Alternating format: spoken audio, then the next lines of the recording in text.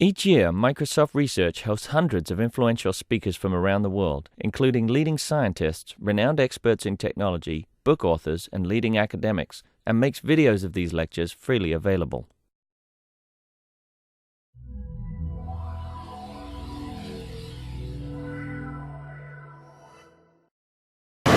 So we're very happy to have Arndt Nevin with us today, visiting from Google, who will be talking about his research, some of which is connected to the D-Wave machine and its applications, a subject that we're all very interested in. Many people who've thought about it are in the room. Unfortunately, Matthias Treuer, who has thought about it hard too, couldn't make it. I saw him in Maria a few days ago, and he just wasn't quite able to get here in time. But we'll do the best we can. So thank you very much for taking the time to come up here. Yeah, so thanks so much for inviting me. I'm honored to be here. And yes, so I will talk a little bit about our work training classifiers or doing machine learning with quantum optimization. So a lot of the hands-on work is actually done by my student and collaborator Vasil Denchev. And also want to mention we get a lot of support from other teams, so starting with Edward Farhi, who comes visit us regularly, advise us on the project. Recently I have done quite a bit of work with Vadim Smilyansky. As you know, USC has a D-Wave machine, and it's always nice to talk to a second independent group, so Sergio Boisho is our contact point there. Then, of course, the D-Wave team itself, Jordi Rose, Bill McReady, and Mohammed Amin on the theory side. So, maybe to start out with the trivial observation, like always in computation, also in quantum computation, you have a processing stack. So there are different parts of the overall solution pipeline. And you typically start out with some real-world problem, which in our case happens to be in an AI or machine learning more specifically. Then in the next step we will map this onto an optimization problem. And then from there we map it onto a more specific optimization problem, a quadratic unconstrained binary optimization. That's still not good enough yet because you cannot give any QUBO, as the D-Wave guys call a quadratic unconstrained binary optimization. You cannot just give any of those to the hardware. The hardware can only realize certain formats. So that's the next step. And then on the bottom there's the adiabatic quantum computation happening itself. And then, of course, this is supported by a certain realization of qubits, let's say the superconducting flux qubits in the case of the D-Wave machine. So my work has more been on the top parts to take an interesting machine learning problem and bring it down to a hardware realizable QUBO. While not sure that's a fair statement, but of course quantum computing still being very early stages, many people are much more concerned with the pieces down below here. So how do we represent qubits, how do we protect qubits to preserve coherence and other necessary quantum resources. There's of course a lot of work going on to understand what the adiabatic algorithm can really do, how is the gap shrinking given certain problems. But to my frustration, even if these things down here are perfect, let's say the coherence times are very long and the gap wouldn't shrink, that doesn't mean that you can do something of practical relevance just yet, because these other parts, if you cannot map your problem onto the format the quantum processor or computer can solve, you're not making much progress. So these pieces seem to me a little bit underappreciated, and the work that needs to go into those, even if down here everything is solved to perfection. So the specific problem I'm discussing today is sort of the most simple Main Street problem in machine learning training, a binary classifier. So that has, of course, tremendous practical applications. Think, let's say, Google needs to make a determination whether a certain email is spam, should go into a spam folder, or should show up in the main email folder. That is, or whether a certain image contains adult content or not, should be shown or not.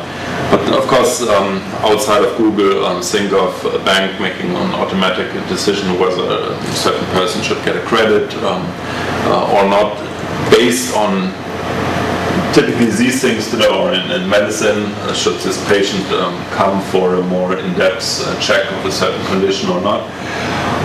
These are all examples of binary classification. And how these are handled in machine learning is you typically have a training set that's labeled positive and negative examples. They live in some feature space, and then the task is to essentially find separating manifolds that will say, okay, that part of the input space we label as a positive example, and the other portion we label as negative examples.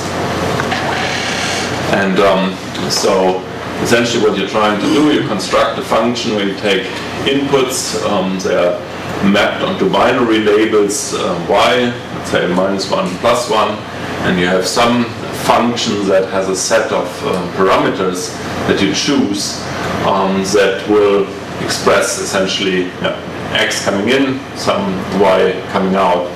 And essentially learning then consists of choosing the w such that it performs well. What does this exactly mean? It should perform well on new unseen examples. It's always easy to see doing well on the training set, but that's less interesting. You want to be good on the new unseen examples.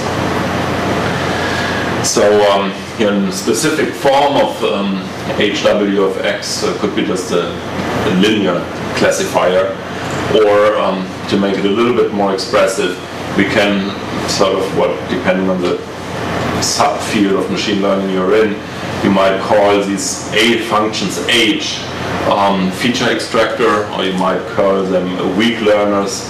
But overall, you do a linear combination of those, and you still have an offset or a threshold bias. So here is essentially listed all the relevant symbols. Here, again, the main piece is there is a set of W's that you want to choose, such that you will do small test error or generalization error on unseen examples x. Sorry, in that formula, I would have thought H are linear functions from R, M to... no, the x, so the H's here don't necessarily have to be linear functions. So what was the... when I might have confused you when I say this is a linear classifier. So in the simplest case, this would just be xi. That would be truly a linear classifier. But sometimes we don't operate on the xi's directly, but rather extract some properties from the x via some functions hi's. Then, of course, the overall piece is not a linear classifier. So xi would mean the ith coordinate of the vector x? Mm-hmm. Okay. So the xi live, let's say, somewhere in Rm, and are the input patterns to be classified, and your essentially training data consists of pairs x and y, where sort of you get an input pattern and it's associated with a label +1, -1. So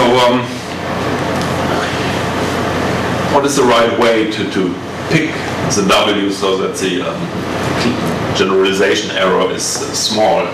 So in modern machine learning, this is typically formulated as an optimization problem. And it's done in the following way. You get sort of pairs XS, YS. So we have, let's say, S samples, X examples to learn from. And then training is set up as an optimization over two terms. One is called the loss or empirical risk, and the other is the regularization. So what are these two terms doing? So the loss essentially is measuring in some way how well am I performing on the training set. So in the easiest way, something that people call the 0-1 loss, you would simply count, did I get this example right or wrong, given a certain W. So it's just measuring the categorical error. But this alone is not good enough. You could essentially learn sort of examples by heart, so to speak, without seeing the underlying pattern in the training data. So minimizing this alone is not good enough. You, at the same time, need to take care of a second element, that is, you want the complexity of your classifier to be as small as possible. So of course for machine learning people that's an old hat. For those of you who are not that familiar with it, you can think of sort of regularization as, let's say, in everyday scientific life, sort of, we say the simplest explanation tends to be the best explanation, and that's actually true. You can actually prove to what degree this is true. Essentially, two classifiers where one of them has sort of a lower complexity, less free parameters, you can prove that it has a lower bound on the generalization error than one that is more complex. Or another point I often shows is, maybe I should quickly ask before going to how many people have some background in machine learning? Okay, so then I should have brought some extra slides. Let's say one easy way to understand the role of regularization is the following. Let's say you have some data and you want to model it with some polynomial. Then, of course, if you take a very high order polynomial, you will hit every data point perfectly. But as we all learn in undergrad, that's not necessarily a good strategy. You don't really capture the tendency or the natural law comprised in your data. So essentially, you need to choose sort of the lowest degree polynomial that does a good job in explaining your data. That is typically sort of the best way of modeling the data you have. So you cannot overshoot in complexity, and that's sort of the second term, the regularization. And what is ARG, deviation, argument? R is for regularization. No, argument. Oh, argument is simply what this is set up. Argument simply says you want to find you take that W as the minimizer that essentially gives you the lowest value of this objective function. Okay. And would you use some kind of dimensional reduction to pre-process your vectors xi or not? Yeah, absolutely. That's sort of an earlier step. Yeah, that's an earlier step. Actually, I will come back to that later, where actually we found that it's directly related to how well we can map it onto the D-wave. Holds this thought, I will discuss this on a later slide. But yeah, absolutely. Typically, you try to get redundancy out of your data before you even start. Now, in traditional machine learning, these are two things to say.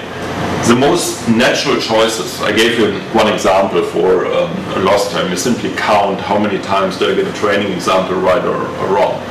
Now this choice makes L non-convex, and therefore makes this optimization problem formally NP-hard. So people therefore don't use 0-1 loss, they instead use a convex relaxation, let's say exponential loss or a square loss. Same thing with regularization. You could maybe just simply count, let's say, the number of bits or the number of free parameters that you have in your classifier and try to say, give me the one that has the smallest number. Again, that would be referred to as L0 norm regularization. If you do this choice, which in some ways is the most natural choice, again you have made a non-convex choice, rendering again your optimization formally NP-hard. So traditionally, in order to be able to solve this optimization efficiently, people make convex choices for L and R. an owl goes, but you pay for this in various ways. Your learning is not as good anymore in various ways, as we will see. So emboldened by emerging quantum hardware, we are asking, what can we gain if we leave L and R non-convex? That will be studied now. And we'll break this down. Let's first study what happens if I keep the regularization non-convex, and then we will look what we can gain or how machine learning can get better if L is kept non-convex. So let's start with non-convex regularization. So essentially how we set this up is the following. We can start with our training set that's given to us. Here in this part of the work we keep the loss function, or the empirical risk. We keep this to be convex. We simply use the square loss.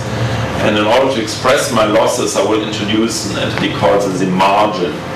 And what is the margin?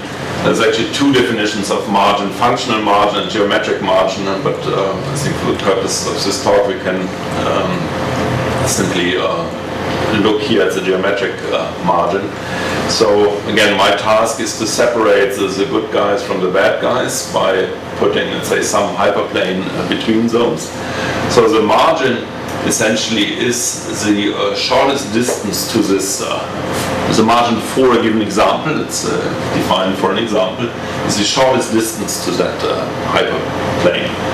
And so you see here the definition of the margin, and I want it to be such that it's on the positive side. So if my margin is positive, then I correctly classified the example. If my margin is negative, then I misclassified this example. So my classifier is always just a single hyperplane, is that? That was related to the question that Michael had earlier. If I would just have taken the x-i's here, yes, then it's just a hyperplane. So that's a true linear classifier. That's the simplest you can do. Yeah. This you can also think as another pre-processing step if you want to, where you first you don't operate directly on your x, but you map it into some more suitable space, and in this more suitable space, there you just operate with such space. Since the margin piece is important, it comes a lot, and since I had some more of the, so if this is my margin, earlier I was referring to the 0-1 loss. Now the 0-1 loss would look something like that.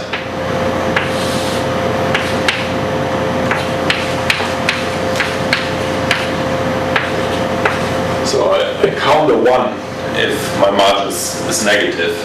See, if this expression here is negative, then essentially my classifier gives the incorrect label to my example next.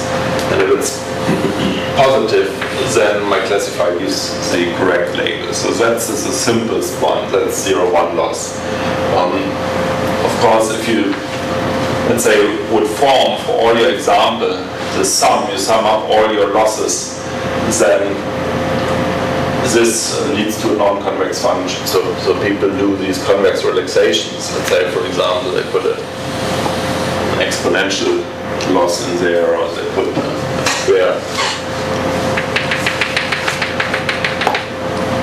square quadratic function there. So these are alternative choices. Those rendering the problem convex, things like 0-1, keeping it non-convex. I have a question.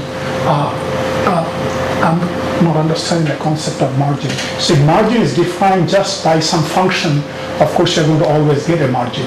But it doesn't have to be meaningful. It could be a completely absurd margin. It looks like from the picture that you have, for the margin to be meaningful, your data set must obey certain properties. I mean, for example, if I just had a bunch of breakpoints all very close together, what will be the margin? There will still be a formula.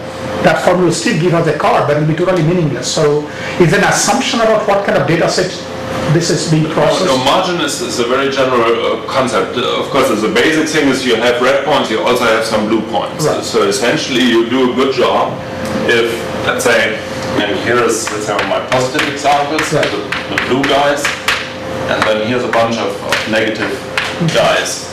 So I want to essentially, my task is if I can find a separating hyperplane so that all margins are positive, then at least on my training set I will do a perfect job. Yeah. It also tells you, for example, let's say here I have multiple choices. Now I could have used this hyperplane, I could use this hyperplane, I could have used this hyperplane, but obviously this guy here, so this here would actually be the best hyperplane, because here is only a very small margin, while here sort of my closest examples have larger margins. So since I have to assume that I might not have seen all relevant examples in my training set, this is likely to be the more robust choice for a hyperplane. I think what you were confusing, Shankar, my guess is that your illustration shows the red and the blue points separated, whereas in reality they might be interspersed. Correct. And then some of the contributions to the margin function would be negative. If they were completely on top of each other, you get a 50%.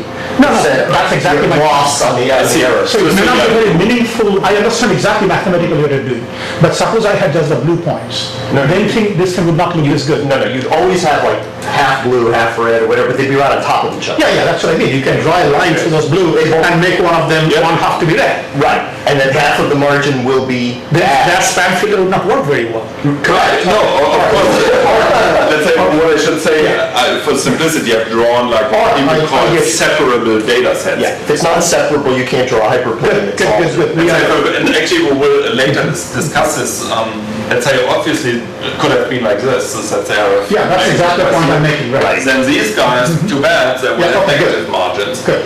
And actually we will later discuss, I'm not sure I should say this here, but in a way it's natural. If, for example, you have what we call label noise, let's say because where's my training data coming from? In real life, let's say some people have looked at it, and maybe I just... No, I understand what you're saying. Only comment I made that I understand the margin can always be defined, but what I was saying, I do not see this margin being always very meaningful, and I think we agree that depending on the data set, this margin may not distinguish things because data may be just on top of each other. Margin minimization is always margin is meaningful. The margin is a function of the classifier. It just says it's a classifier with a small or negative margin is not. Right. Okay. So looking at the margin. And then another point you could see from the possibility of interleaved red and blue points is, of course, you could make a classifier that would separate them that would be extremely tortured. But that would fail on this regularization test. You get a very large R. Exactly. Correct. Okay. Yeah. No, I see from the conversations that it's going to be good. There's machine learning. Not the machines, but they learn. Yeah, exactly. And of course, there's no guarantee that that's called what's called a base error. If I have these two, let's say if this is drawn from distributions, from probability distributions that are interlocked, that have an overlap, then what we call the base error, it's the best possible error, will not be zero. So your classifier will do finite error. That's unfortunately often happening. So the regularization here, I just choose to be the L0 norm on my W vector. The L0 norm, probably you all know, simply counts the number of elements of my W vectors that are zero. And of course, the more I have zero, the least complex my classifier. And so if I look at the optimizations that is set up by adding L and R this way, you can see that you're just spending of the order of n, this is essentially the dimensionality of W, qubits to represent the learning problem. And since we discussed of regularization quite a bit. I show you here a simple guinea pig problem to see the beneficial effects, not only keeping it compact, which means you can run it faster, but also in terms of generalization error. So here's the data set, a very simple one, my red and blue points.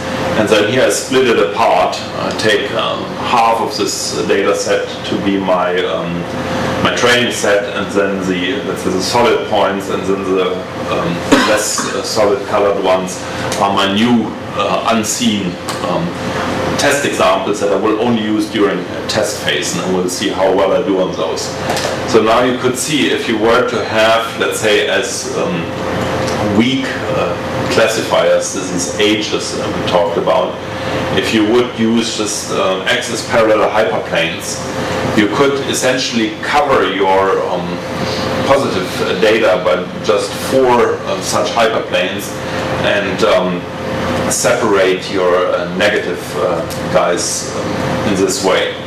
Now, maybe without going into too much detail, if you use a very successful and popular method in machine learning called AdaBoost, and actually AdaBoost does basically exactly what we discussed earlier. It constructs classifiers this way, but essentially you don't give yourself all the ages at once. What you do, you just start with one age, and you see how well am I doing on my data. And then you might see, oh, some I haven't gotten quite right yet. So what you do is you boost those up. You maintain a distribution, a weight distribution over your training examples. And the ones that you haven't gotten right yet, you give it a little bit higher weight. And then the ones that you haven't done right, you lower their weight. And then again you go into some pool of ages that then you can choose from, and then they give me the age that does well, or does the best from all the ages I can pick on this reweighted distribution. And then you add this and you keep going on. So sort of that's the guys that have sort of the hard examples, they get higher and higher weights, so eventually you will pull in an age that will do well on those. So that's algorithms is called AdaBoost. And if you just go to your Freund, who are actually Freund and Shapiro, who have developed AdaBoost, and just go to their website, and there's a little interactive Java applet where you can input this data. You will see eventually it converges to something like this. So it has these breakout regions. So where are they coming from? If you look closely in the breakout region, essentially there was no training example given.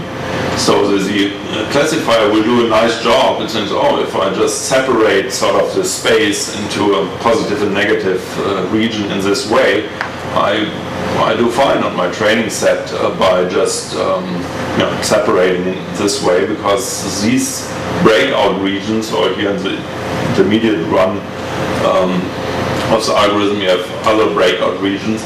They don't hurt you on the training set. But again, this is an illustration of the role of regularization.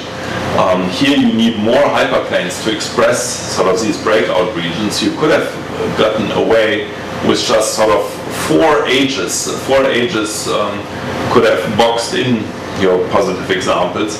But here, AdaBoost traditionally is not run with any regularization, and then it would yield those breakout regions. And then, of course, if you present a new test example that happens to lie in those, then you will cause an error on those.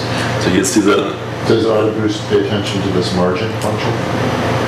AdaBoost does. It uses an exponential, essentially AdaBoost works with an exponential loss function. So essentially, over the margins. So because in your example, even though you successfully avoided the training data, this bright red dots, you came very close to a lot of them. I'm wondering why that was permitted. I mean, that's a very small margin, right? It's right. Those hyperplanes, as they are extended, you only see sort of where it all sums up. No, I'm referring to the lower right picture.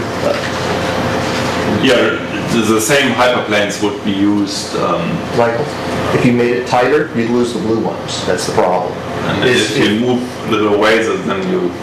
This is an So I think example. Michael's on the bar at the very bottom, right, Mike? Then That's the blue bar at the very bottom? Well, I'm talking about both blue bars. There are dark red dots very near the periphery of the blue stripes. That's what I do that.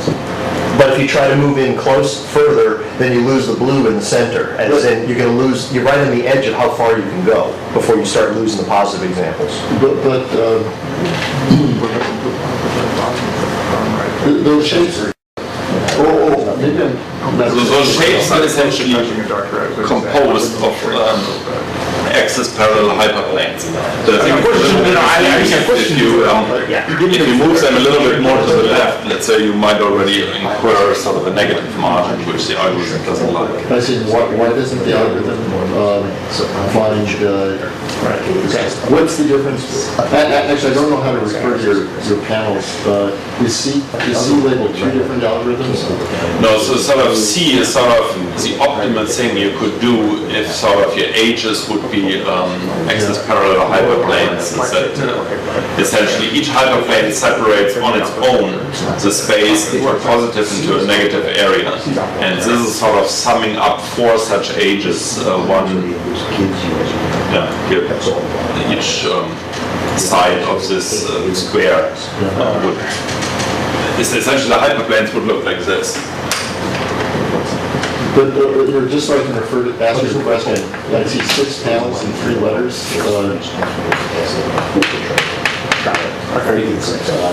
So this is, let's say, positive here, and there's another one that's positive in this direction.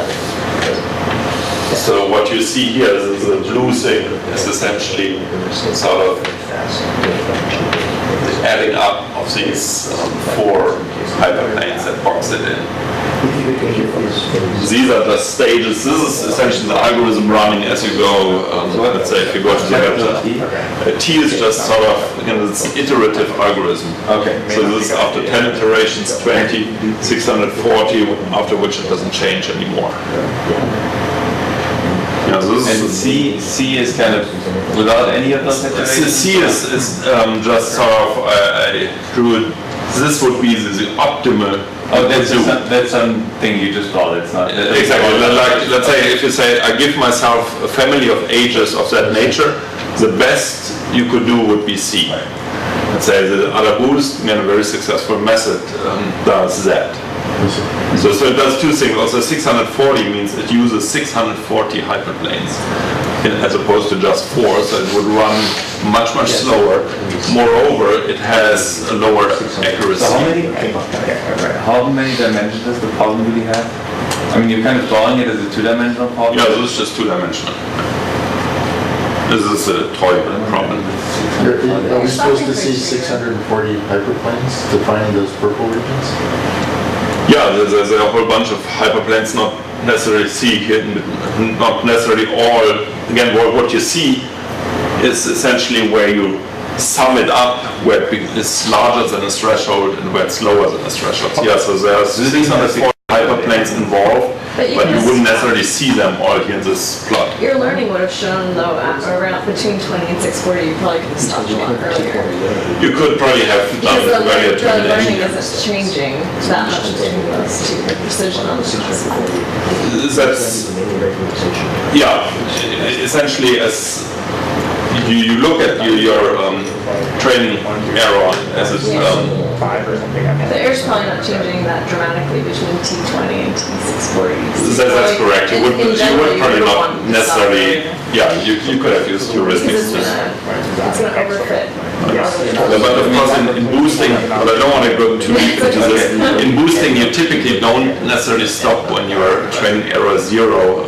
You still look sort of because in light of what we said about the margins, you look how sort of your average margin is still getting larger, so you typically are well off to go on, even though your training error is already zero. It's typically done in boosting.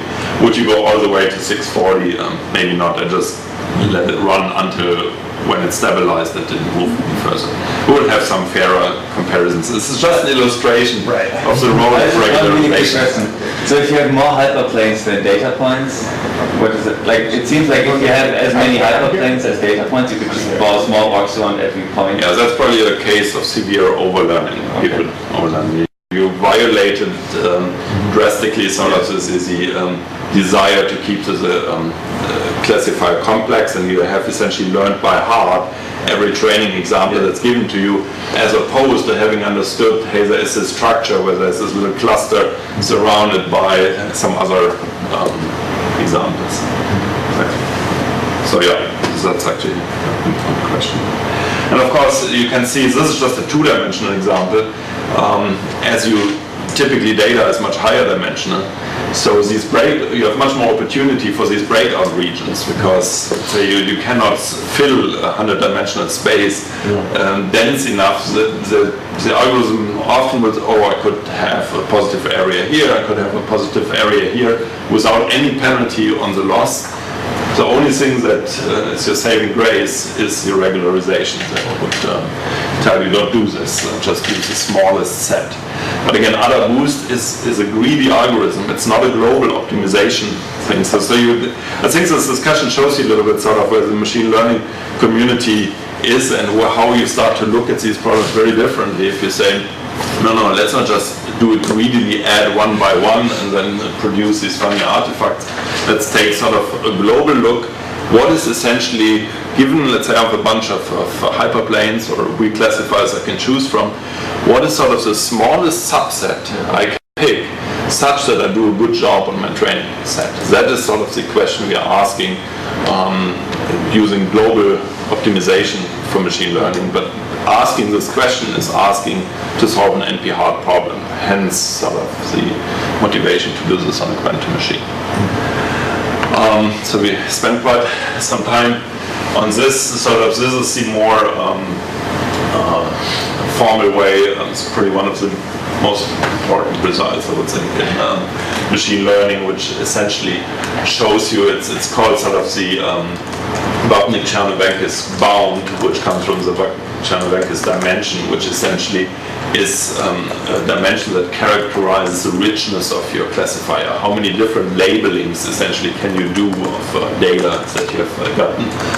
And the lower your Vapnik-Chernovenkis, so it's essentially a measure for the complexity of your classifier, and the lower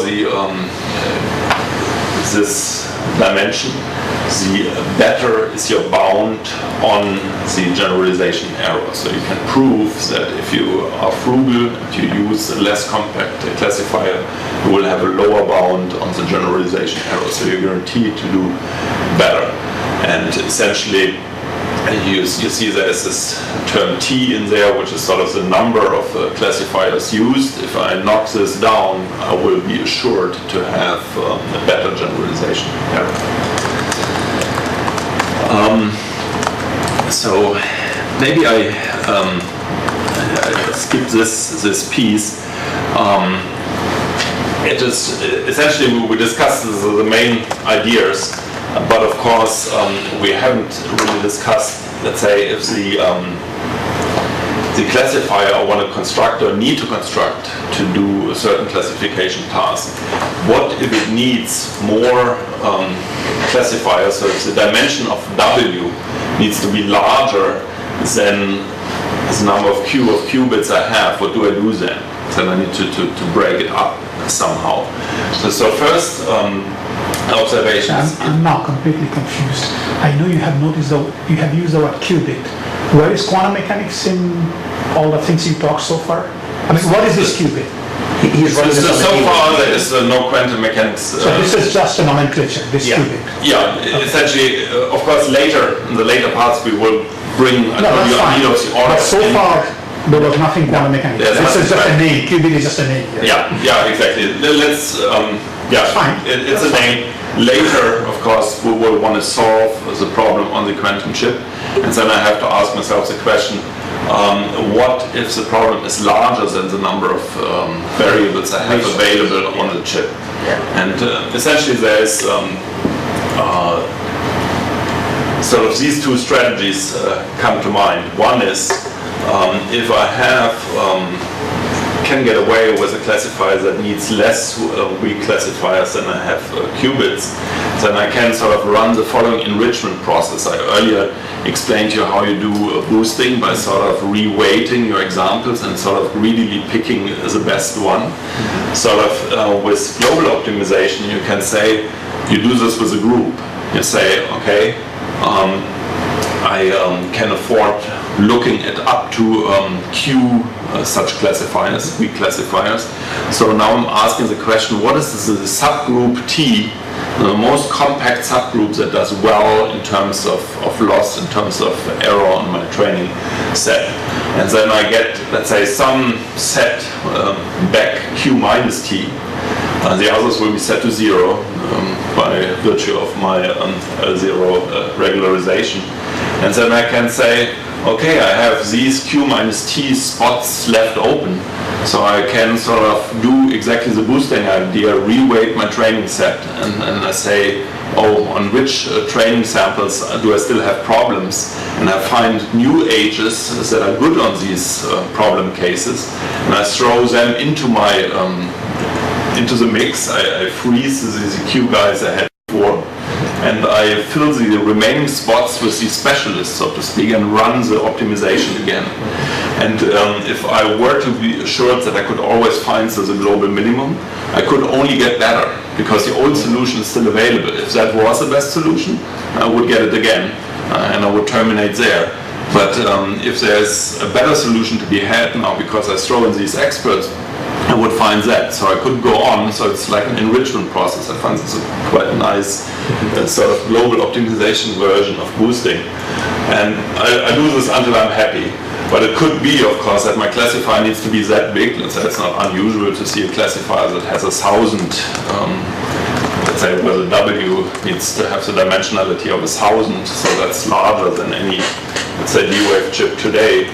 Then the strategy would simply be, I run this as the inner loop until I'm happy. Then I freeze this part of my classifier, and then I add another chunk and repeat this inner loop. So essentially the first part gets frozen, and then this part is still left up to optimization. So let me ask you a question about resources. So I was expecting that the number of qubits would be related to the number of data points in your training set.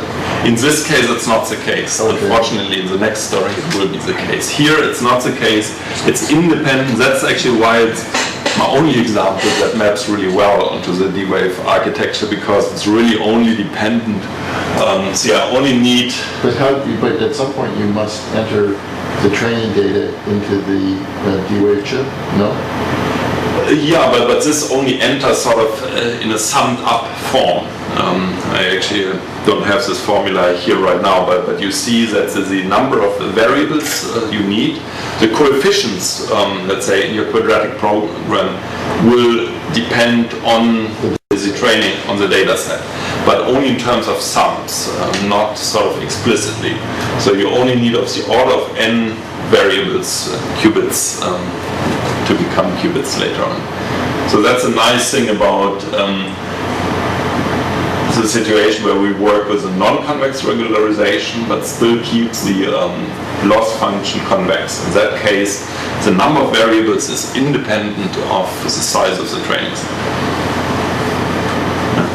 Unfortunately, I could pick up the paper. It's pretty clear if you write down the... And the number of qubits must be related to the number of parameters, the dimensionality of the data points, not the number of data points. What's the relation there? Yeah, so right, if we discussed this earlier, if let's say here's the HI, let's say we would use directly XIs, then yeah, then you're right, the number of qubits is related to the input space dimensionality. Conceptually, But is there an exponential there? That is, if you have n qubits, then you have 2 to the n dimensional complex space of state vectors that the qubits represent? No, of course, as n grows, sort of the let's say the number of different classifiers that you could express would grow exponentially as 2 to the n. But the number of the qubits you use is only of the order of n. That's capital N, which is but that capital N, if I'm remembering correctly, your notation, that's the number of elementary classifiers. Right. I think it's the weight, correct. It's the weights on those classifiers. Right, but I'm trying to understand the relationship between the number of qubits and the dimensionality of the data. Yeah, let's think of this as a simple case here where the I mean, eventually the entire data set is entered into a vector in Hilbert space. Is that correct? so there's no Hilbert space yet. At this point, it's still strictly classical. So if your classifiers of this nature, where I've eliminated, so I goes from 1 to n. These guys here will be encoded, will work. We haven't discussed yet that I'm allowed to do this because normally those weights are real valued numbers. And I will show you later in arguments that we can cheat and actually treat this as discrete low bit depths numbers. Okay, let me just, something that confused me earlier but I didn't ask. Shouldn't the x have a different index? Yes. xj or something instead of xi? Because x is a point in Rm, and I ranges from 1 to n. That actually be H. That should be H. Oh. Well, he got rid of the H in this case. He's saying That was earlier when we had the remapping. This is the but it's not an X of I. I'm sorry, what's the subscript on x? Is it an I or a It's j? an I. Are all three of those, So let's. are all three of those letters I? Because then I don't understand. I thought that... Yeah, the index on X runs from 1 to M, and on the other one runs from 1 to N. There's Yeah. different ways of Here I've gotten rid of you're taking some the H scalar I. function of the X. So x of I means Yes, you can some hi of x to be some coordinate. That's I. Yeah. You should expect So it it. should be a J here, really. Really? No. Oh, no. He's There's not a J. He has the choice.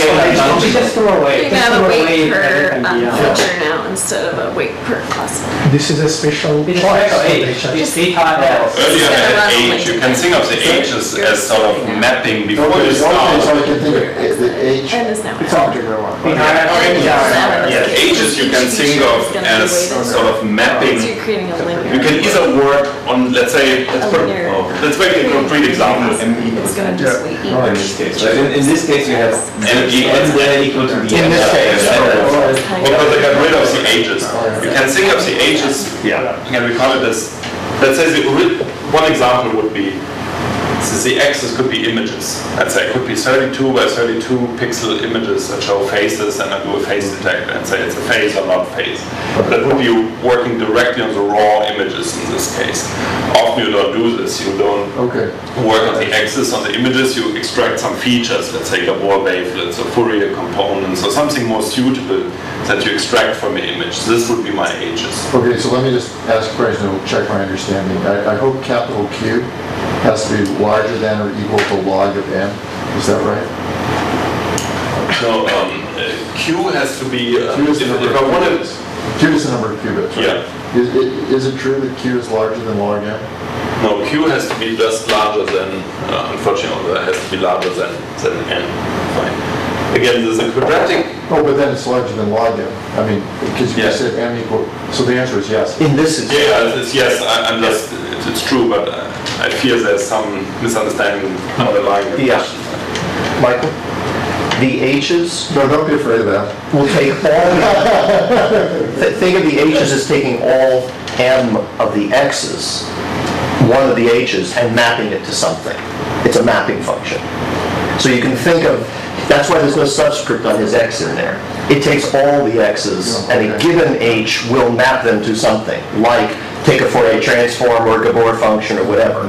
So this is kind of, I think this actually makes it less clear in some respects. Because the idea is I'm going to take my entire data set or training set. No, in fact, it's a form of initial dimensional reduction. Yes, that's all it is. If you want to this way, You're taking the data in m-dimensional space and you're turning it in essentially to n-dimensional space. With some, Right, because they're n ages. Some linear pre-processing, or Yes. maybe some nonlinear. Or nonlinear. Or nonlinear pre-processing. Yeah. Okay. Yeah. But why does the number of qubits have to be greater than n rather than larger? Actually, in this case, we would want it to be exactly like n. In that case, essentially, yeah. if my W's are, let's say, binary, which they normally will come to an argument why I'm allowed to do this, because normally this expresses my classifier, so it's a family of classifiers parameterized by those W's, and I want to pick the W that does a good job in terms of training error and in terms of regularization being compact. So I want many of these WIs to be 0. So that's the optimization I run over. That's what I'm going to set up as an optimization problem, essentially to find, when you asked earlier what's this arc min, so what I want to get out of my min, I set up the objective function such that the W that does best in terms of loss and regularization is the global minimum of my optimization. Okay. Got it. Thank you. Okay, let me just keep a track of time. It should take a little extra time. Sorry, I'm slowing you way down. Okay, so we looked at this. We understood the role of. So yeah, I should show you sort of results on data sets, but I wanted to point out that that this is of big practical relevance to have compact classifiers. For example, here in note firsthand, Google Glass actually has a whole bunch of detectors on them, many of them not known yet, but you need to run this on very little battery power. So how can you run these things for long times? Of course, you will have some FPGA implementation or some microcontroller. And these guys are very grateful if you have an algorithm that say, listen, I do your detection, whatever that needs to be, and give you a very compact classifier that can do this with sort of the least amount of cycles. And so that's sort of the practical view on what zero norm has. These two advantages. This gives you better accuracy, as we discussed in the AdaBoost example, but it also will execute at execution time. The classifier will be faster. Also, this gives me an opportunity to we have structured our approach such that we only use the quantum algorithms during training. So once I have my classifier, it's a completely classical machine again that I can run on a cell phone. I can put it onto Google Glass, or of course the NASA guys with whom we collaborate quite a bit. They have the same challenge if you just have sort of solar-powered rover on Mars and you want to do local detection there, that you don't have to send the signal back to Earth and wait 10 minutes until you get a signal back. All these are nice applications for very compact detectors. It's also Microsoft Connect. Yeah, it's pervasive, even though that's plugged to the wall plug, so you might. Okay, so in the interest of time, I'm not sure I should cover this, and probably only bothers people who are have a sort of preconception on machine learning. Normally, when you open up a machine learning book, these WIs will be real valued numbers. Well, that's already a bad start right there, given that we ultimately can only do binary optimization on the D-Wave chip. So you essentially have to, of course you can always, let's say I do IEEE standard and express to a binary expansion of my real valued number, let's say to 64 bits, I can do that. But that's of course a poor strategy if my chip has just 128 or 512 qubits. Then sort of such a poor encoding will just allow me to do a few, the input dimensionality would have to be really small. So fortunately, we found empirically that you're often actually better off by using W's of very low bit depth, so you only use 2, 3, 4 bits to express it, and often you're actually doing the best job by just using a single bit. So that's a pervasive observation we made. Actually, this was part of how I got into that part. We had actually a little anecdote here. We had to deliver a face detector to, that was prior to me being at Google, having a startup company delivering vision routines, and we had a Japanese, I think Docomo, a cell phone manufacturer who wanted a face detector on their phones. And at that time, sort of memory on phones was still very scarce, and it goes like on the stock markets. They tell you weeks before, oh, you get that much memory. And just before the launch, sort of they reduced the memory we were allowed to use tremendously. And by then everything was trained, we were kind of done, and oh my God, we can't do that. And then the engineer in charge said, the only thing I know is to do is instead of using, let's say, a float for these guys, I will just use a few bits. And he did this, and the performance actually got better. And by now, many other people have looked at this. We see this again and again. And on all our tests, we see that you're actually better off, and it goes back to the regularization point. In a way, you, on a bit level, you use the most compact classifier by expressing your W's with low bit depth. This nice geometry here is actually an argument that makes this more intelligible. Why is this empirical observation? And essentially, in W space, every example, if I give you an example, then there will be a hyperplane in W space. Let's say if you take W's on that side, you will classify this example correctly. If you choose the W on the other side, you will do it incorrectly. So you get a bunch of examples, or you get a bunch of hyperplanes that span this polytope. And then the solution spaces, so essentially the solution which, let's say, has the smallest training error, you have to hit one of those spaces. And if we simply counted those spaces and sort of derived this sufficiency condition, let's say if I'm really working only on a hypercube or on a hyperlattice, then all I have to make sure is that sort of I hit, if I have a representative in each of these chambers, sort of one point on my hyperlattice is located in each of these chambers, I'm good. I can use this point, and it has sort of the training power of what will do on my training set, as well as all the other guys in this chamber.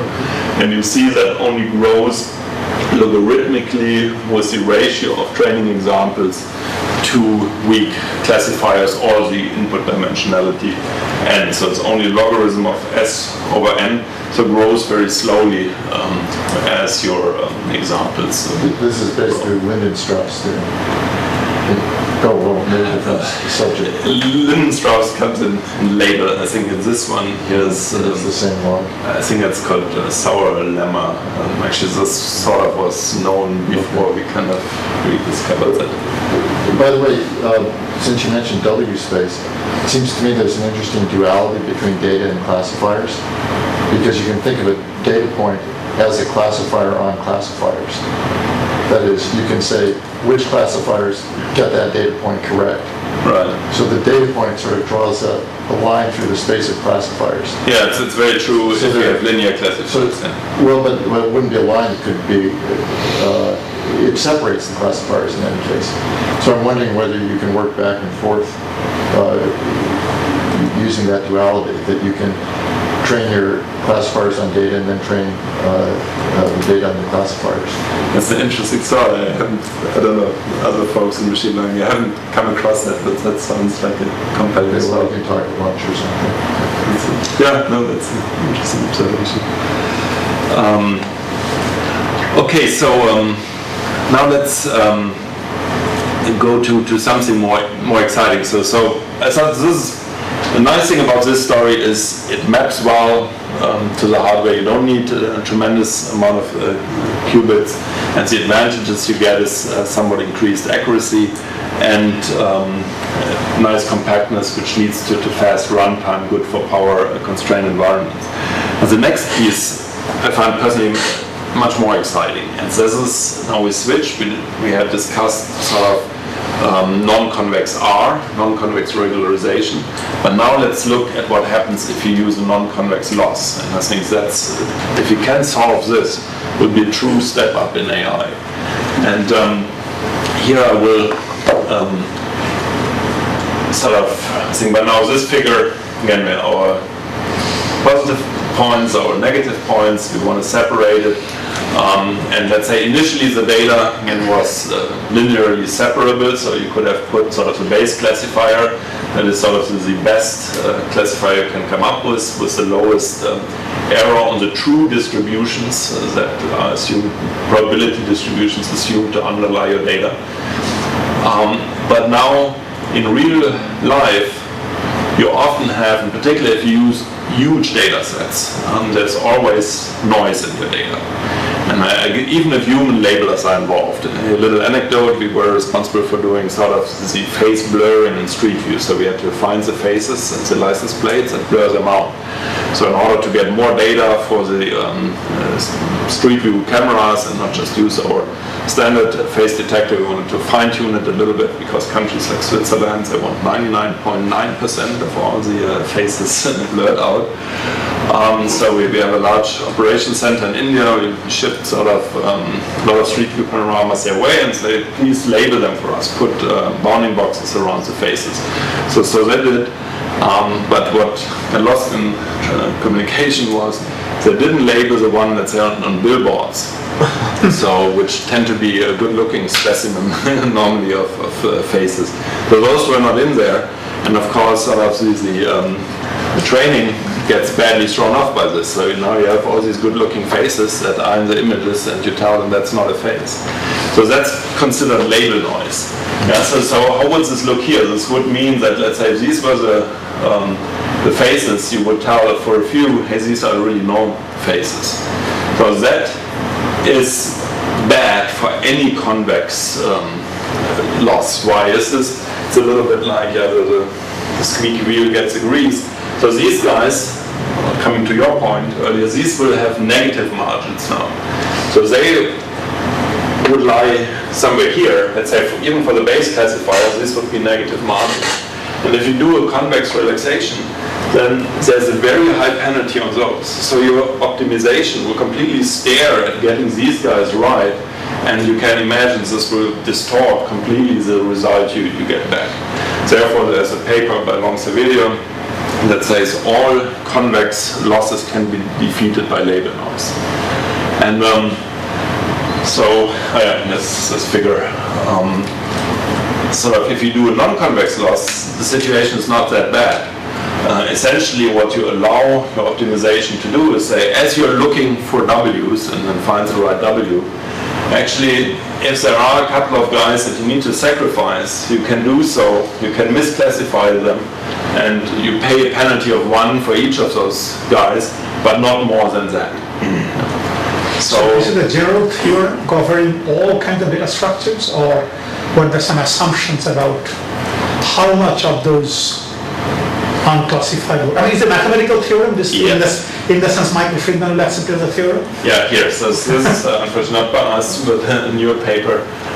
It's actually it's a simple proof. But there were two guys, it's on the archive, Mambani and Sastry, that show the following: that 0-1 loss is robust up to 50% of label noise. So you can pollute your data. Of course, if it's more than 50%, then you tell it more often. This is not a phase. Then it will. You can always change the classification. Cannot be more. Exactly. But so if you have. So if there's a clean data set, let's say there's a real faces that can be classified with 0% base error, if sort of your feature extraction is rich enough that it would do a perfect job on the clean data, then you can, if you were to train, in this data set you may never see. It's just a hypothetical thing. If there's a data set on which you would, or if on the clean data set you would do well, classify it correctly, then you can pollute it with up to 50% label noise and still retrieve the base optimal classifier. That's a real big deal. Why is this a big deal? Because let's say I don't want to, right now, let's say the different machine learning systems we have at Google. If you look at what we call Google Brain, it's this huge deep belief network, or let's say support vector machines boosting stuff. For each discipline in machine learning, we have like nice big engines that do it. But if you look how they perform, from algorithm to algorithm, they're sort of within a very narrow band, regardless of which approach. If it's a well-tuned approach, they're all about the same. If you double the amount of training data, or you tenfold your amount of training data, they all move up. So it's maybe a little bit sad for machine learning guys to tell them their smarts is not nearly as important as the amount of data we can give the learners. But to get to the good training data, that's expensive. You know, I just explained you the story with how to ship the data to India to get it labeled. It would be so much nicer if I could just go, let's say I want to do a car detector. How nice would it be if I could just go to image search and punch in cars, or views of cars, and then, let's say, look at the first 100,000 results. There will be a lot of valid training examples, but then there will be the Ferrari keychain, the Porsche coffee mug, and so on, stuff that is not cars. But if I could train with 0-1 loss, and if all I'm assured there's less than 50% of my data in image search is not really cars, it would still be good.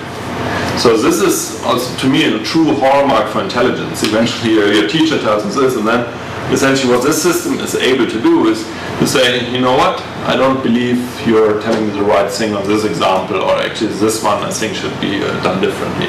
So you see that it's a huge reward if you could train with 0-1 loss, or similar story hold for other non-convex losses.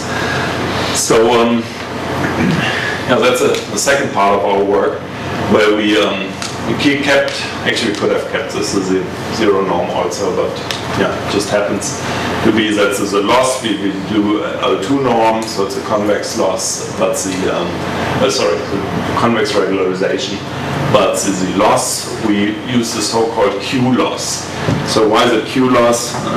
If you know that the D-wave machine can do quadratic optimization.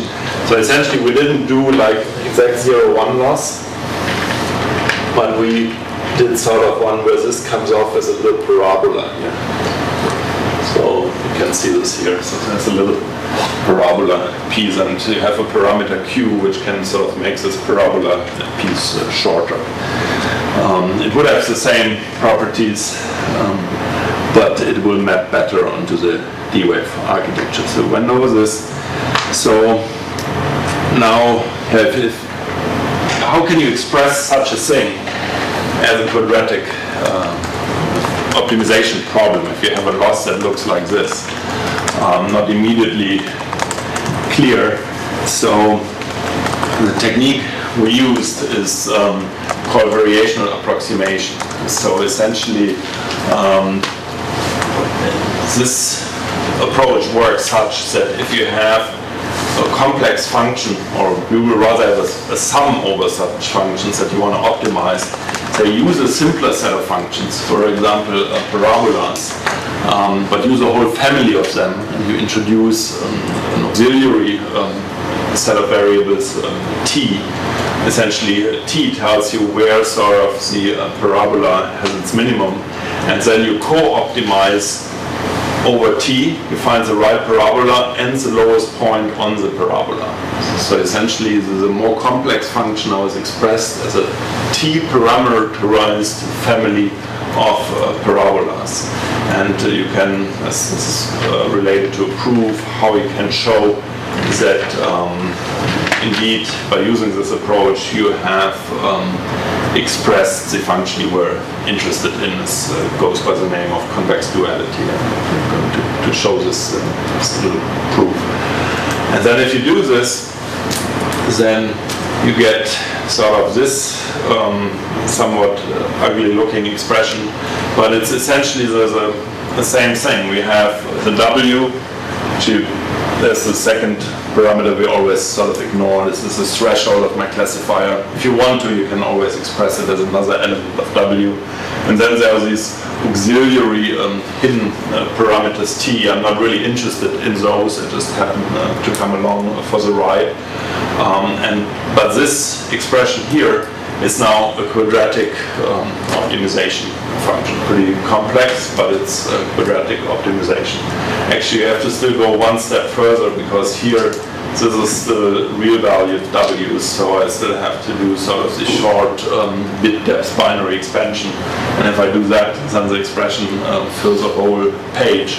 But the structure is just this. It's a quadratic, unconstrained binary optimization. So in principle, something you can feed to the D-Wave machine. So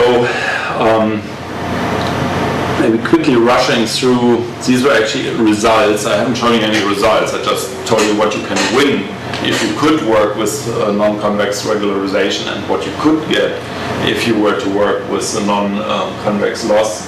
So here I'll show you some results. So this are essentially results from where we compared the performance of our classifiers on a data set which looked very much like what I showed you. Essentially the positive and negative examples were drawn from Gaussian distributions, and to your question, we made it harder and harder by pushing those Gaussian distributions into each other. So eventually the base error is not zero anymore, because if those distributions overlap, you will have a finite base error. The base error actually would be 0.005, so it would be about here. And then we compared AdaBoost, and we compared different versions of the quantum algorithm. This is still not running on the D-Wave machine yet. This is just using taboo search, sort of a discrete heuristic solver as a stand-in for the quantum hardware. But you see that you do on this very simple set, you do significantly better in terms of error rate. So here, this is at 1, the two Gaussians are perfectly overlapped. So that's the hardest spot here. So you do significantly better than, let's say, AdaBoost as a method that we compared against 3 different implementations of AdaBoost. Some question that I'm getting asked often here, what about AdaBoost with L1 regularization? That's still efficiently solvable. Yes, we have done this too, but in this case here, the L1 regularization would perform worse than the standard AdaBoost. Give you some ideas what I think that is. But so that what we got on that data set. This is another data set, is Gabor wavelets extracted from eyes to say here's an eye or it's not an eye. And then here you can see that there's a number of weak classifiers. You earlier said, hey, I wouldn't really have used 640. Here is a more fair comparison. AdaBoost selected in average 257 classifiers, while the discrete global optimization version with L0 now only used 116 weak classifiers, yet getting a lower test error. Why are the training errors so high on the training error on AdaBoost is quite low, and then the training error on the others are match the test error more closely. Which is a sign for overlearning on the AdaBoost side, which is maybe not surprising given that you have these two Gaussian clouds going into each other. So this is where we work with non-convex losses. Again, this is not yet running on the D-Wave machine. We use different benchmark data sets from the UCI benchmark database of machine learning problems, and some problems that were earlier quoted in this paper that shows that how convex losses can be defeated. So they designed some data sets for this, so we use those, and it works beautifully on those. So the red curve is essentially Q loss, and then we compared against a whole set of linears, essentially an SVM, logistic regression. The T-logistic is another non-convex approach to training. And the key point here is we don't make any claims that our way of non-convex using a non-convex loss is better than others. We only say we should have principal advantage over convex losses. And you can see that in some cases we even have a test error that is a whole order of magnitude lower than what you get with convex losses. That's in machine learning, you typically don't see such papers. No? It's like a few percent here, a few percent there. But in the high noise regimes, in certain cases, we have up to factor 10 lower test error. And even here, even though this was L2 norm, but because we work with few bits, let's say if you have only 1 bit or only 4 or 2 bits, so only 4 different values for your W, the chance that it's 0 is already increased as opposed to you working, let's say, with 64-bit weights. And the chance that it's exactly 0 is vanishing. So as I understand, there's a trade-off. You have theorems that say that non-convex loss is much more a robust tool, particularly against label error. But on the other hand, the optimization problem is the solution to your arg-min is going to be, in general, NP hard. Exactly. Right? So roughly what you're doing, if I understand it, is you're sort of designing a front end for the D-wave machine, which is intending to ask for a solution to a more difficult problem, this arg-min problem over non-convex losses. Yeah. But my question really is, how can you design a front end for the D-wave machine without a good characterization of what that machine does?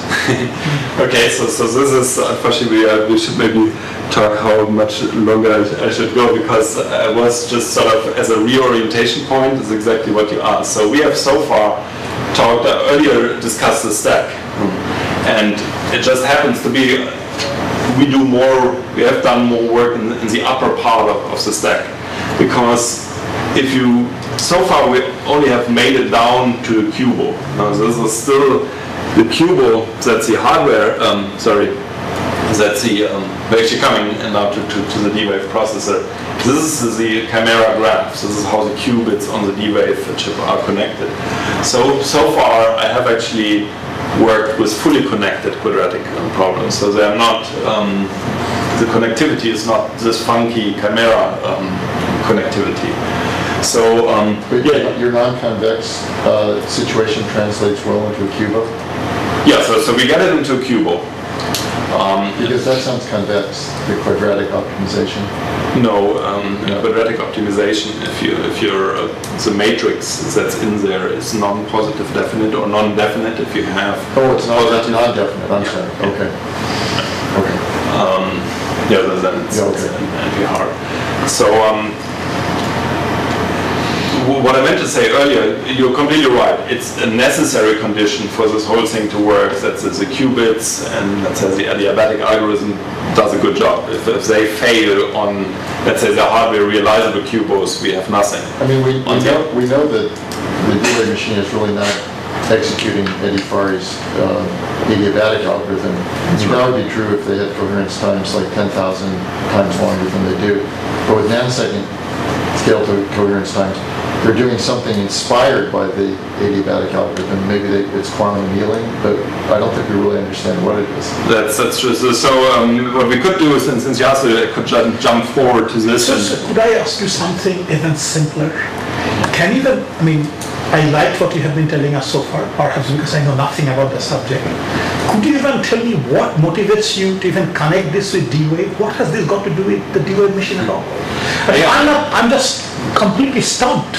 I mean, all the things you told us were done using regular cluster machines. Right. It's a very complicated optimization problems in which a lot of people have made advances over the years, very clever people, and what has it got to do? Well, he's trying to get away from quadratic programming. Right. So with classical machines, there's going to be this bottleneck. So there's a disconnect now. Now you want to do it by some other technique, which is evolutionary, and can do it in a much simpler way. The connection is such that as soon as you let go of the convex relaxations, you wind up with formally NP-hard optimization problems. So of course, I have a whole host of solvers I can use. I can use Taboo Search, CFlex, XMXset, and I can get solutions for this. And already, as we saw, it works better often than what sort of competing systems. So that's great. That's a paper from Machine Learning Journal. That's exactly what I'm saying.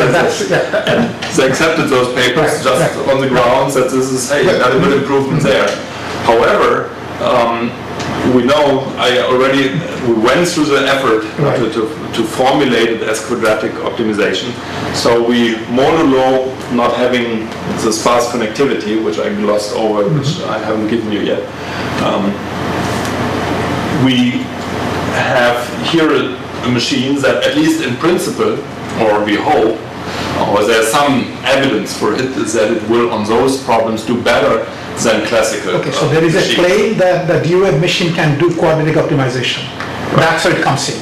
Yeah, that's what I'm looking for. Yeah, of course. If that machine doesn't do that, then there's no point. But I have formulated machine learning problems as quadratic optimization, which I can solve classically, but we know any classical solver will scale exponentially as those problems get larger, and I cannot even hope to be anywhere near the global minimum. We don't get this.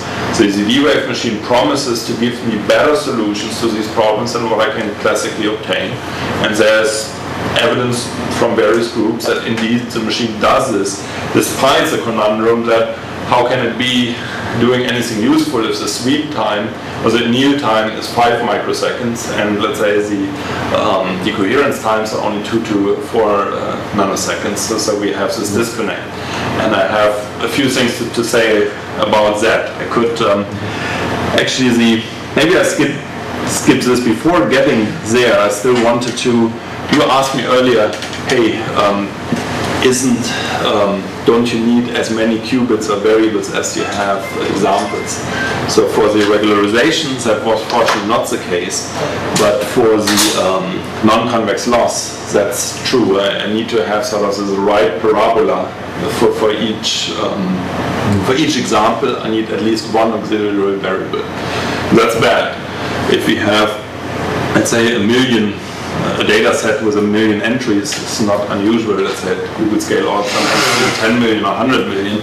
So if I need that many qubits, I'm in trouble.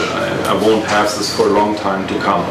So a lot of our recent work has been, how can we get rid of the S-dependence of the number of variables we need? And essentially what we do here, again, I need to express something like this. The overall loss is the sum over the sample losses, here my Q loss.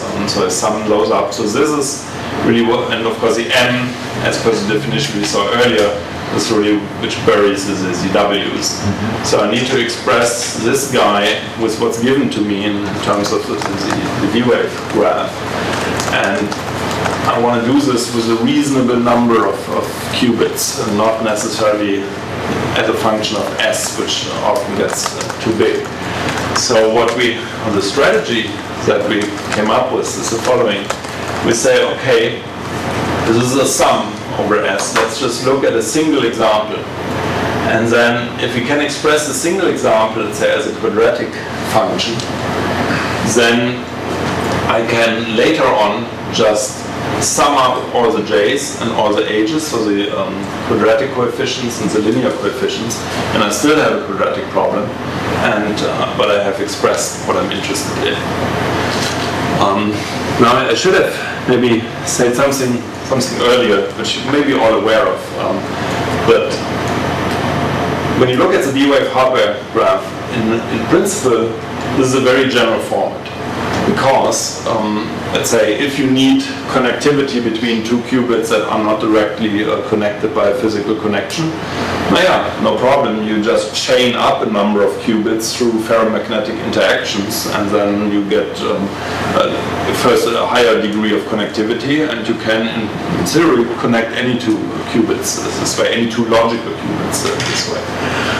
The bad thing is, twofold, you need auxiliary qubits for this, but even worse, I'm not sure that this news has made it to you, is that as you connect, let's say if you form chains of qubits strongly ferromagnetically coupled, then originally the D-Wave programming guide suggested this as a strategy, as I just described. However, now they say you shouldn't do that. Why? Because you increase your success rate. You're doing something that is akin to a first-order phase transition, because there's a logical qubit that's now consistent of a chain of a physical qubit, and have sort of to coherently tunnel all together. And as you make your chain longer, the probability for this rapidly decreases. So the D-Wave guys think it's something akin to a first-order phase transition. I think it's not really known yet. Vadim-Smilyansky is saying that's not true, and this is rather akin to a second-order phase transition, and that the gap will shrink polynomially if you do this, but it's not fully investigated. But I just sort of what in principle seemed like a good strategy has a clear physical barrier. The other piece that you're probably also fully aware of, let's say you want to do third-order interactions. That's in principle no, in theory again, no problem if, let's say, I would have had to do, let's say, I have three weights, let's say a W1, W2, and a W3, and then I have in my objective functions terms like this. That's not what the D-Wave function cannot do. It can only do quadratic terms. Then you simply introduce an auxiliary variable z, and then you ensure using some Lagrange penalty that at all times you have z equal to W1 times W2 by essentially adding to your objective a Lagrange term of this nature.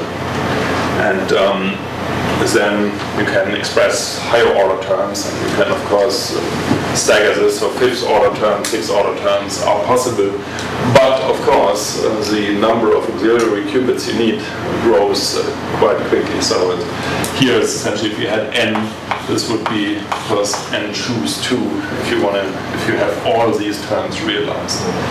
But one thing that I think there's no way around, and that's why I'm harping on, even if the quantum stuff on the bottom works all perfectly, we're still far away from easily solving problems of the nature I showed you. Because if, let's say, I have n variables, then a general objective function, if you wanted to express it, would need 2 to the n coefficients to express it. Even in a fully connected QUBO, you only have n squared, so that's woefully short of the 2 to the n I need. And even worse, the D-Wave chip has only, every qubit is connected to 5 or 6 other qubits, so it's only a linear number of coefficients that you have. So the expressivity of this guy is unfortunately really low. And we have good evidence that on the native format, so if you give the D-Wave machine chimera structured binary optimization problem, it does do better than classical algorithms. The USC guys are seeing this. In our own tests, we have seen this. D-Wave guys themselves are reporting it. But to me, this is a big unworked issue, is that the expressivity of this guy is so low. So these are essentially here exercises to sort of eke out as much as we can out of this poor expressivity. And here you essentially see fits of the Q-loss. So the Q-loss is here the blue guy. And this is, if the D-Wave chip were to have only first order terms, you could express it. And you were to do this fitting procedure, you would get something like that. If you have second order, third order, fourth order, and so on, you get, of course, better and better fits. But you would need to use then this strategy over here to then get rid of your higher order terms. So what we are investigating right now is what is sort of the best, sort of the lowest set of couplings we can get away with to do a fit that is good enough to perform sort of the job we needed to do. And then an interesting finding we found was more a random thing, is that if the X the elements of your input vectors are sort of uniform distributed, you get these types of fits. But if they are Gaussian distributed, and that happens earlier, that was earlier when you asked, hey, is there some form of data compression early on? If you would use a technique that's called random projections, where you just use you're familiar with it, then actually you have this property that the elements are Gaussian distributed, and that fits better. So you save a whole order here. That's kind of nice. We actually found if it falls yet steeper, like a beta distribution, certain parameters, you could do it perfectly with just two, with second order, but we are not aware of an encoding scheme that gives us that property. But it's interesting to realize that as your X vectors have a certain property which you can achieve by using suitable encodings, it's better, can be better expressed in a QUBO with less error. Okay, so this is a work in progress, and I will jump over this, and then maybe we finish with sort of what we're seeing on the hardware to connect it finally to the hardware. And I realize you will have Matthias here as a guest tomorrow, so you might have other people here who can tell you the latest and greatest on specific experiments that I'm just quoting here. So I don't know whether you have seen this figure. So these are latest benchmark tests provided by D-Wave and provided by USC. The blue data points here are D-Wave. They measure now up to 200 qubits. The USC, I think, has 106 qubits on their chip. So what does this figure show? It shows problem sizes of increasing, so number of variables, binary variables, aka in this case a number of qubits. Then this, the y-axis shows the median time to find with 99% probability the best solution. At this point here you can still make this Best solution to what? To the chimera structured optimization. So it's a quadratic optimization problem. It's a quadratic optimization problem of this topology. And given the dead qubits, so the actual topology of the chip? Yeah, okay. Essentially a few qubits are tend to be broken, so it's even a little worse than this. So right. Imagine a few qubits gone, yeah. So in physics term, is this a variable J Ising model that's being solved? Yeah, okay. Exactly. It's a chimera structured Ising model. I don't know the word chimera. I mean, I know that chimera is this graph. It's that graph. Okay. That's not getting named. It's a D-Wave term. But hold on, do you even know that this is not a classical Ising model? I mean, to me it's simply a classical Ising model. It is. To me it's simply a classical Ising model. Good, then I understand everything. That's okay. I mean, that's good to do, and I'm not opposed to that, but it's good to agree. I mean, it's a non-planar graph, so you cannot efficiently solve this guy. So actually, you can see this here. So they compared it to various heuristic solvers. So this here is iterated taboo search. This is actually the one that gave us the best results too. But then Sergio Boixo was smart enough. He should have done that since long, but he just went to the latest MaxSat competition and backed up what's called AK MaxSat, which was a winner of the last two MaxSat competitions. And if you would, it's not shown here, but it would come out, there's a number I know, it would come out about here. It's at 512, if you extrapolate, this would be 40,000. The D-Wave chip wall clock, that is, down here, by the way, I should explain this figure some more. Down here, this is the annealing sweep alone. Wall clock has these other times, exactly. It downloads the coefficients, thermalize it again, readouts, so that's the difference between... So there's just a constant shift between the red dashed and the purple dashed line? I have the exact breakdown, it's pretty... I'm not sure it's exactly constant, it could be linear. Like programming time of the chip cooling after the program, that kind of... But D-Wave 2 But nothing worse than linear. D-Wave 2 doesn't have those times anymore. Yeah, there's no thermalization time. Right, right, okay. So this is D-Wave 1, the difference. It's We're saying D-Wave 2. There's no cooling afterwards. They're actually doing it conservatively. So as they download the program, you don't heat up the chip. I see. But they're still plotting 192 qubits. I could show you the exact One of the rate plots that we're if you're showing, curious at least how the green one, this isn't 208 or something, is the current classical limit. Let's forget about the purple curve. I mean, the more interesting curve is the red one, and the little blue dots above it. So the blue dots. But did you say that there's another curve that's not drawn here that you were talking Yeah, about? so of course you compare this to classical solvers, and it's this one here which, not surprisingly, this is an NP-hard problem. Slow. So it's a straight line in this log linear plot, but there is, for this type of problem, Sergey Borsche dug up AKMaxset, which is a better classical solver than iterated taboo search. So this would be a straight line that would go up to here. Still, the good news is, so it's not anymore this 10 billion times faster, but it's still, at this point, it would be 40,000 times faster than a single core. Are those exact classical solvers or heuristic classical solvers? It's these, I think the way how Sergio runs them, he runs them until, again, this is extrapolation, you couldn't do this up here, somewhere here. So we use, actually this is from D-Wave, it's what we call the Marshall solver. It's a tree width solver, and it's an exact solver, and it can find solutions without big gymnastics here into the 250 range, actually with, I forgot the number of terabyte, you just throw a number of 10 terabyte. If you could access, if your machine were to have, which they don't, have 10 terabyte of RAM, then a standard CPU could still solve this guy here, again, chimera structured, in 3 minutes. But you have to have access, it's exponentially in the memory it needs. So we could probably still run this on a larger server center at Google and could get the optimal solutions here. But right now, and those curves are all extrapolated from sort of up to here in AKMaxset.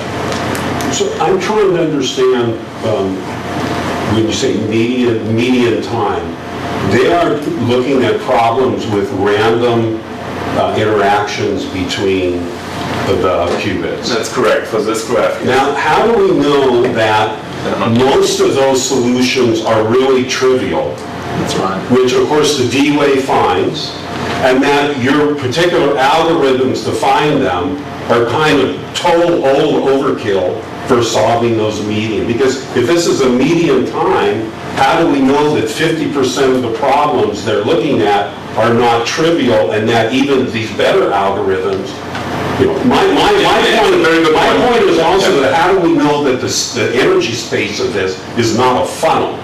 And you know, whatever D-Wave does, it's always going to find the minimum solution. It's only when it's kind of like an egg carton shape where we're finding some really neat, interesting solution. But if it's a median time, my guess is that most of the things that they're trying to compute are kind of trivial, unless you prove that. No, we asked them exactly that question too, so I think it's a good question. Sorry. No, it's a very good question. So I discussed this with Vadim extensively, how we can embedded test it, and he came up with the suggestion to, I mean, first we should observe, unfortunately for weighted max 2-sat, as opposed to, let's say, 3-sat problems, there's not informational phase transition as that is known. So we couldn't simply say, let's just go to hard instances by going near the informational phase transition. You could, of course, do, let's say, defining benchmarks in the 3-sat space, and then by a method like this, map it back to max 2-sat, and then you would, to some degree, be assured that the problems are harder. There's another more versatile method, so Vadim is suggesting, why don't we just, instead of looking at 100% of selected random instances, we just look at different percentiles. We order for each size, sort of we order it by runtime. Exactly, and then we look at the percentiles that scales, let's say the worst, or takes a polynomial scaling percentile out, then we have some assurance that we only look at the hard instances. That's right, because I would like to see this for some kind of hard, non-trivial hard instances, how does it do? Because since it's median of random instances, I don't know what that means. Since it's the median time. So, if 50% of the instances are relatively easy. Well, that's not going to change things. I mean, it would have to be 99.999% of the instances to be easy. I mean, if half the instances take 0 time, that's only going to lower the median by a factor of 2, which you won't see on this large scale.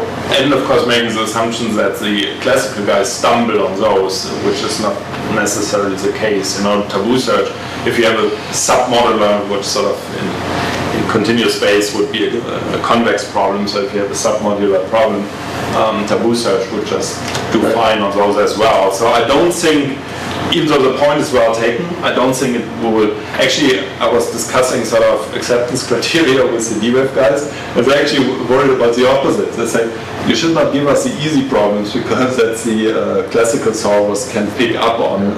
So I'm more worried about the other extreme, which is I've seen data on D-wave ability to solve instances of max cut, which gave sort of a bimodal distribution, and I guess the way the time to finding solution was expressed there was the probability of finding a solution with one sweep. So you do one sweep, which takes so many microseconds. Yes, this I should have explained to appreciate this figure. The sweep time is fixed here at 5 microseconds, and they just take more samples. Right. But my impression was that there were instances where perhaps they never found a solution. Mm-hmm. Is that correct? Mm-hmm. Well, that would make the median infinity. Well, no. Oh, this is median. This is median. That's why they're doing median and not the mean. I'm sorry. Right. I was wrong. I agree with what you said. But I was reading. The median. I was reading. Yeah. 50% of them are easy and it's still look good. Yeah, sorry. Talk with me afterwards, John. Yeah. I have numbers for you. Okay. Yeah, that's like the distinction of the median too. Yeah, that's really bad statistics. Are you making your slides available for this talk, by the way? I could do that. So actually this one is that one. Jordi sent that to me. He allowed me to use it. I would have to check that. I think by now it's already an older graph, and better ones are produced that address actually points like you are making by selecting hard problems. So this is just sort of 3 slides of evidence that the thing has some interesting behavior. This one I should probably not talk about because I understand one of aren't you part of the team that does that? So this is work by Sergio Boisho, and there's an archive paper forthcoming, and I feel I should probably not talk about other folks' work, but I liked that experiment a lot, so I thought for those who don't know it yet, I should mention. So Sergio and the UST team set up a simple 8-qubit. Here's the numbers here is qubit 1, 2, 3, 4. So this simple graph with the ages and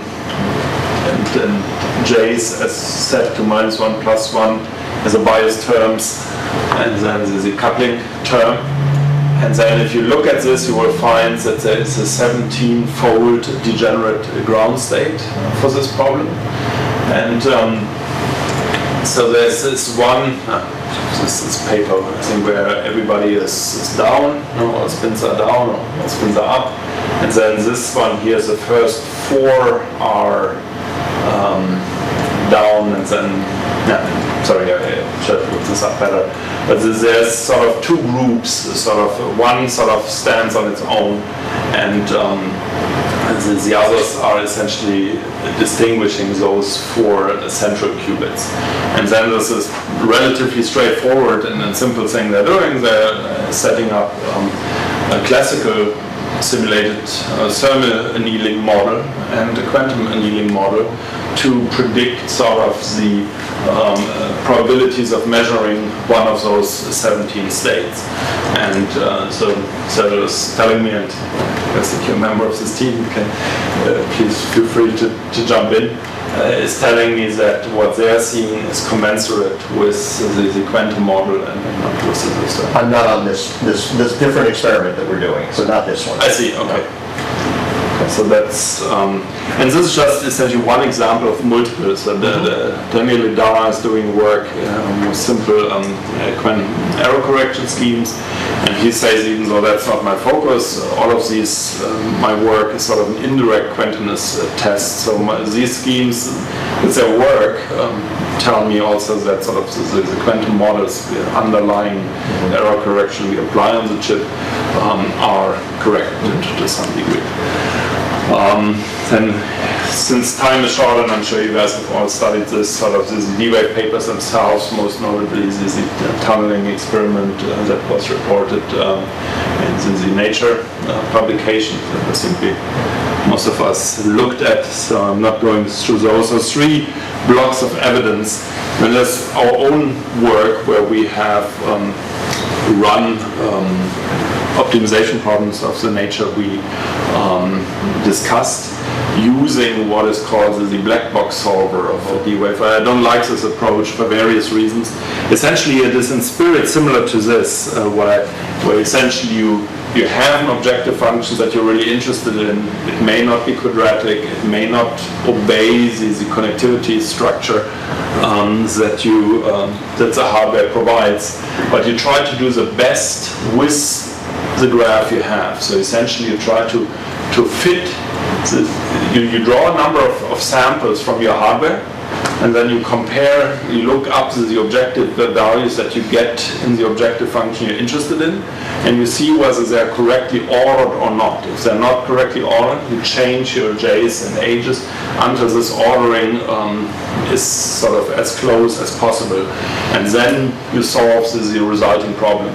So as an optimization guy, I said, okay, that's just like a funky second order method. And second order methods are known to work not too poorly. It's reinforcement learning. They're solving a Bellman equation is all they're doing, really. What equation? The Bellman equation. No. So we'll talk later. But it is really traditional reinforcement learning is what they're doing. So I can see the rationale behind it, but I think I don't like to touch it at this point because you really don't know when you get a better solution. Did this have anything to do with quantum, or if you would have had a classical solver underneath, you just can't discriminate. While here, the fitting problem is convex, so you know you're sure to get the best fit, and then you give it to the quantum hardware. But despite me not liking this method was able to outperform sort of the best solutions we could get for the classical solvers. So again, testimony that something good ought to happen. Okay, so these are the 3 pieces of evidence. Let me jump, this is actually the last slide before the conclusions. Actually, no, I feel. So actually here is, I just quoted Michael from an email he sent me. So say, how can we understand that a system with coherence times of 2 to 4 nanoseconds performs the adiabatic algorithm or adiabatic annealing when the annealing time is much longer than that 5 microseconds. So how can we understand this? Obviously there's some evidence, pretty much anybody who touches the chip and reports back, there is some performance advantage that's being seen over classical. That's just that evidence is there. How can we understand it? I mean, obviously, for starters, we have to use open systems quantum mechanics. So the environment is crucial in this process, and we need to understand sort of how the system and the environment interact to maintain a certain, let's say, Boltzmann distribution over the states that are available to the system. Another basic thing that's often overlooked is that even though the density matrix and the energy matrix might decohere and become diagonal, that does not mean, of course, that does not imply that the density matrix in the computational basis becomes diagonal too, and I have a simple example for that. Of course, to do the right open systems analysis of the system is fairly involved, whether you use red block field or more complex schemes of modeling this. Yet there's a bunch of papers from Mohammed Amin that those of you interested in this question are probably aware of. There's also, just before coming, I discussed this with Vadim. And he told me that sort of the easiest way, maybe just tell your audience, is that you can arrange the sweep such that at all points during the evolution you have a near Boltzmann distribution in the system of a very cold system, so favoring the low-lying states. And he is actually months away from a paper that provides the conditions that the annealing sweep or the noise characteristics in the chip need to fulfill for maintaining a Boltzmann distribution during the evolution. So that's sort of, at least I don't give you sort of here's why, but sort of this is, I give you sort of the style of series that you need to bring to bear to understand this conundrum. And can I just make one comment on this? Yeah, please. I've been reviewing a D-Wave paper that tries to address this. Yeah. And unfortunately, it's been rejected by all the referees, so I don't know when it's going to be publicly available. But it's actually a fantastic experiment that goes into some of these details. So I can probably talk about this privately and to say what's going on there. Yeah, but it's very telling. Is this a new entanglement experiment, or is this a 16-qubit tunneling? These are the two works. Let's talk about it later, but there's some information I can bear here. Yeah, we would love to hear that. Yeah. So maybe I conclude with this, and maybe I hope nobody is offended going to this super simple example, but when I saw sort of a blog from Scott Aronson that he sort of missed that point, I thought maybe it's worth it to, even though it's super simple,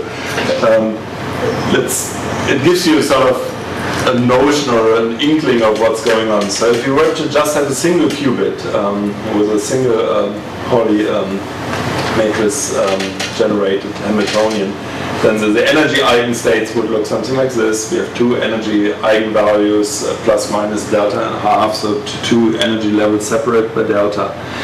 So I lifted this from work by Mohammed Amin. So if you look at the density matrix in the energy basis, in the weak coupling limit to the environment, the density matrix would look something like that. You have a T1 and T2 times, and then as T time goes to infinity, you would see these would get dampened out. It's the other E down here. So essentially, with the non-diagonal terms disappear. That is essentially a density matrix becoming diagonal. This is the hallmark of the definition of decoherence. It's the time with which the non-diagonal terms disappear, and you are left with an incoherent mixture. And of course, these terms essentially, or the elements on the diagonal, the Boltzmann probabilities to see the system in certain energy levels. But what's important to notice is this is the picture in the energy basis. Now, if you transform this over to go into the computational basis, which is of course the one of relevance here, you see that the non-diagonal terms reappear, and they're essentially the probability of finding the system in the higher energy level minus the probability of finding it in the lower energy level. So this, as long as the temperature sort of is not too high, that those are almost the same, that indeed you have sort of typical exponentially favored lower energy states as per Boltzmann. This would not be zero, so there is a signature of coherence left in the computational basis. And of course, strictly speaking, if the system would be perfectly cold, then you could start in an initial state, let's say where a two-state system is in just one state. But that's a non-statement. Signature of coherence is always left. Even at 10 microsecond, with 1 nanosecond coherence time, the signature of coherence left. It's only e to the power minus 5,000. That's the level it's left. This is a quantitative question. So I do not quite understand what point is being made by changing bases, writing some equations. So even, Michael's question, the original question, at 10 microsecond, with 1 nanosecond dephasing, you have some coherence left. It's just you by minus 1,000. You cannot do much with it. So what I want to see is some numbers for the specific case. To say some significant coherence is left is a mathematical statement which doesn't have much content for anything real. You see what I'm getting at? I mean, I want to know what those numbers are. I mean, for a realistic situation. No, that's why I started out just pointing to a number of papers again. We don't do work in this area. But that's what I'm asking, right? I don't disagree at all. Some signature of coherence, it's an exponential process. In fact, it's often not even exponential. Some power comes in. All the details matter. But I think those offline elements won't be small. I mean, I think yeah, they won't. No, but this model is way too simple. Correct, that's what I'm saying. This is not a realistic. I think the point is if something becomes diagonal on the sigma z basis, then it's not diagonal on the sigma x basis. Of course, yes. So, yeah. What I'm saying, this is a simple model, and nobody will disagree with that.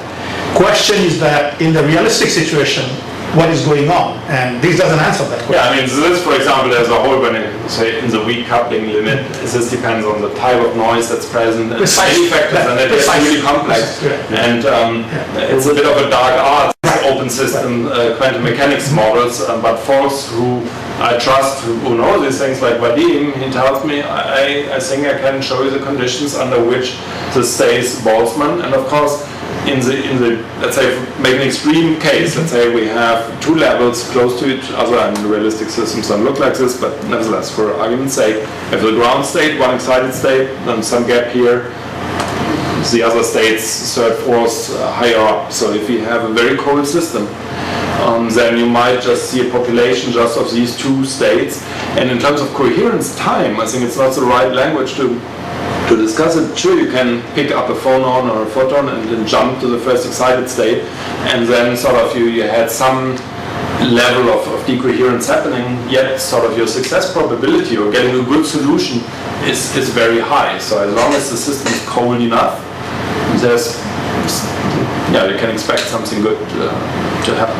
Because the full model of this we are still awaiting this.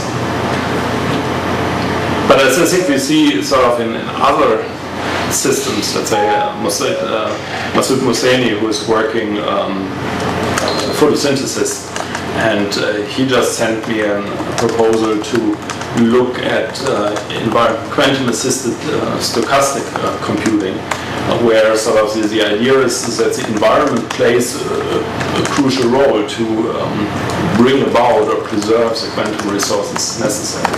So while and obviously there, I think by now it's accepted that coherent transport occurs sort of in a warm and wet cell in vivo. I think we just haven't fully understood the open systems quantum mechanics well enough yet to appreciate to what degree are the resources we care for preserved, and what is preserved, is it relevant enough to speed up the computations in the time we care for. I mean, in general, for quantum computation, this is not something I'm very familiar with.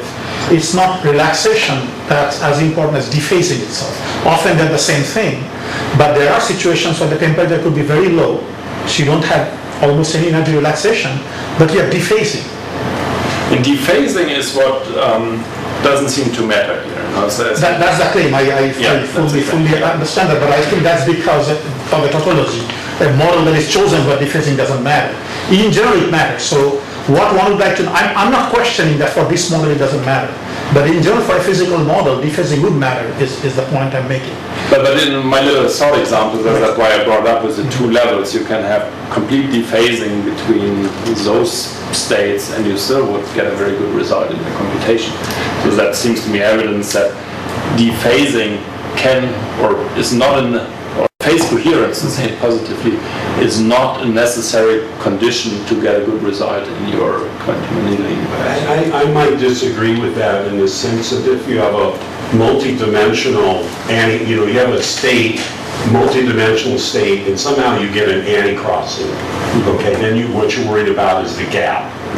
And if you have a lot of dephasing, my guess is that gap is going to get smaller and smaller, and make it less likely that you'll stay on the ground state.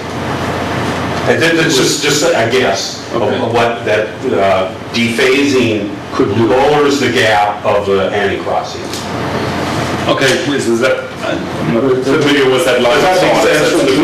It does. Yeah, and then you do adiabaticity. I mean, again, It's harder to be adiabatic. I mean, I can't make comments on this thing. I didn't work on it, but I find it very difficult to accept that there could be general situations, so you have a lot of dephasing, and you still can remain adiabatic. And you give an example how adiabaticity could be lost, for example. But I think the D-wave claim is not that it successfully transits this tiny gap and stays in the ground state. It does, I think they admit that it goes in the excited state, but then they believe there's some kind of decay process that takes it down to the ground state. Which is what the coupling involves. Definitely magical.